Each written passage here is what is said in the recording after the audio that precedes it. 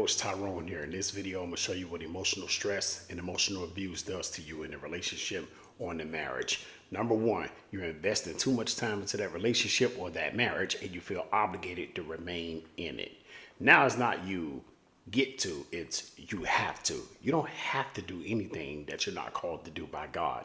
And when you feel obligated to be with a person, now you're with them because of obligation and duty. It's not love. And there are a lot of people out there who are emotionally stressed out and being emotionally abused by that person that they feel obligated to be with because they are afraid to walk away because they think that he's going to change, she's going to change, or you're missing out on being with the person who they could be. So you waste good years on bad fruit.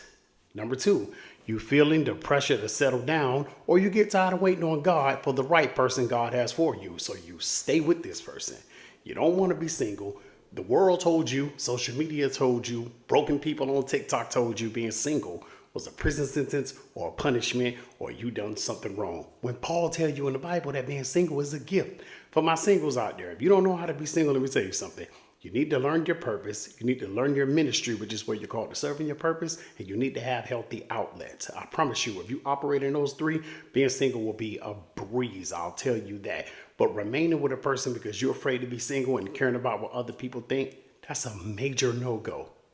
Number three, you worried about what other people might think if you shared the status of your relationship. Now, you're worried about validation. You're worried about people pleasing. What my mama gonna think. What my daddy gonna think, what my friends gonna think, what people on social media gonna think if we break up. Or if I say we exclusive and let them know that we are a thing. You know how many people out there living for others? What they eat sends you to the bathroom. That's not accurate. That's a major no-go. You should not be seeking validation from people. Validation, the only validation come from people is when you're parking your car.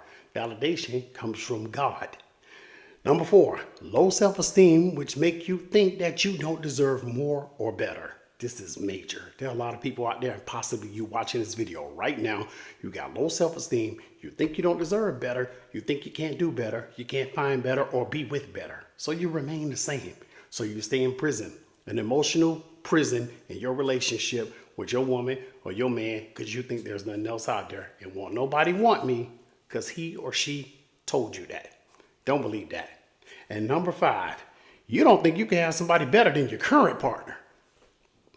You think this is the end game. All men are the same.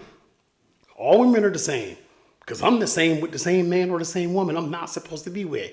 Not everybody is your current and not everybody is your ex. So now if you do move forward, your next is going to have to pay for what your ex has ordered. Please be free from this. This is emotional abuse and this is emotional stress. And emotional stress will take your physical body off this earth before it's time. If you're struggling with this, let's talk in the comment section. I want to know what you get out of it and I want to hear from you. Also, I'll see you in the next video. Go in peace. God bless you. Have a good one.